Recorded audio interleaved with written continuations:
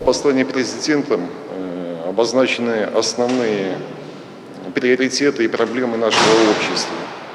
Ну, это, как всегда, люди, зарплаты, занятость.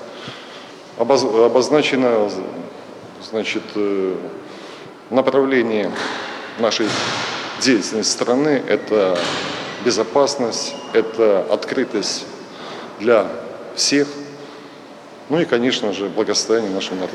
Александр Григорьевич очень четко определил пути дальнейшего развития нашей страны в области, допустим, машиностроения. Это внедрение новых и инновационных технологий. И меня радует, что наше предприятие идет по этому пути, потому что ежегодно мы вкладываем большие инвестиции в новые технологии. Та мысль, которая прозвучала, что школа должна не только воспитывать, а растить гражданина, она была основной мыслью. И преподаватель должен быть классный руководитель, учитель, не только педагогом, он должен быть идеологом и психологом. Мы должны знать все, что происходит с ребенком, и знать его результативность наперед. Перед нами стоит задача, чтобы дети, которые умные, талантливые, оставались в нашей стране и работали на благо нашего государства.